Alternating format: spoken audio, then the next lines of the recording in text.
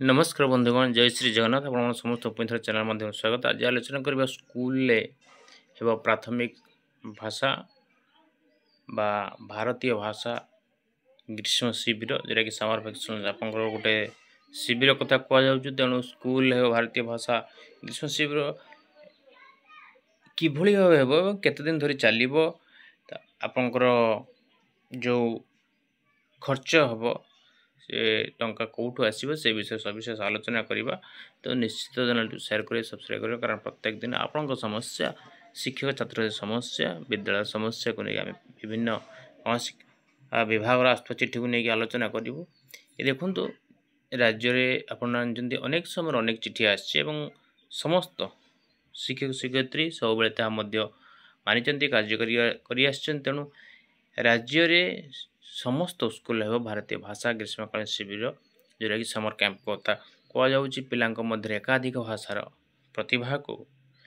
प्रस्फुटित करने को नहीं यह कार्यक्रम कर भाषा माध्यम जातीय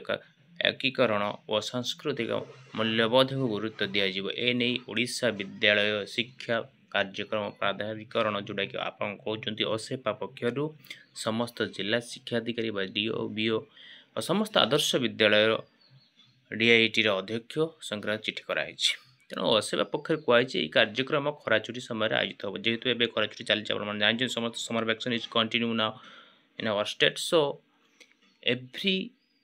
students stay in our home. तो यही परिप्रेक्षी जेहेतु कंटिन्यू अच्छी समर वैकेशन तो 7 दिन मध्य मोट 28 घंटार यही कार्यक्रम अच्छी तमाने 7 दिन मध्य 28 घंटा दैट मीन्स प्रत्येक दिन पाखापाखि 4 घंटार कार्यक्रम रोचे जो शिक्षक जो भाषार दक्ष थे जो आप एमआईएल दक्ष थे एमआईएल गणित दक्ष गणित से भाषा से शिक्षक को से भाषार दक्ष करने नियोजित कर प्रधान शिक्षक यह सफल कर प्राधान्य देवे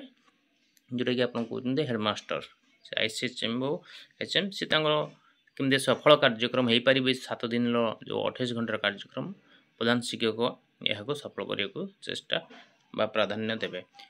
केवल एतिक नुहे पिला अंशग्रहण को अधिक करने को सुनिश्चित कराइबे एथि खर्च स्कूल कंपोजिट पार्टी खर्च करा जोटा कि प्रत्येक वर्ष कंपोजिट पार्टी प्राइमरी हो आप प्राइमरी आसते से कंपोजिट पार्टी आपंकर प्रधान शिक्षक खर्च वहन करेंगे। जातीय शिक्षा नीति जोटा कि आप कहते 20 एनईपी 20 नेशनल एजुकेशन पॉलिसी को भित्ति कर यही कार्यक्रम कराऊँगी। प्रति स्कूल 75-100 मध्य पिला कार्यक्रम संयुक्त कर जो कहते आपंकर 100 रु कम अच्छी 50 रु कम अच्छी 40 अच्छी 60 अच्छी से कौन करे आप सविशेष परवर्त समय सीआरसी बीओ मैंने चिठी करके जनईदेवे विशेषकर एचएम मानक किभली भाव यही कार्यक्रम स्वतंत्रता रही जेहेतु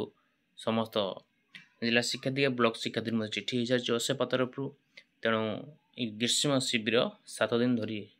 कंटिन्यू रोले जहाँ तथ्य आम देखु 28 घंटार कार्यक्रम रही कंपोजिट जो पांठि प्रति वर्ष आसूची स्कूल को कंपोजिट पांठि यार खर्च हम जहाँ छोट मोट खर्च थी मैंने परवर्त समय जानीपर से खर्च ये खर्च हम। तेणु ये थी आज छोटी आलोचनाटी जेहेतु नेशनल एजुकेशन पॉलिसी आसूची एनईपी आसूची तेणु ता पूर्व विभिन्न कथा एथर आप जानते बालवाटिका शिशु बाटिका जेटा कहते आप लागू होती नुआ सेसन जो खोल जो लास्ट वीक तो निश्चित भाव तापर गुरुत्व विभिन्न समय विभिन्न प्रशिक्षण कार्यक्रम आसो शिक्षक शिक्षयित्री मैंने अंशग्रहण करेंगे। तेणु ये आज आलोचना निश्चित भाव भिडियो शेयर करेंगे निजर मतामत देवे। आज छोटी आलोचना आज धन्यवाद।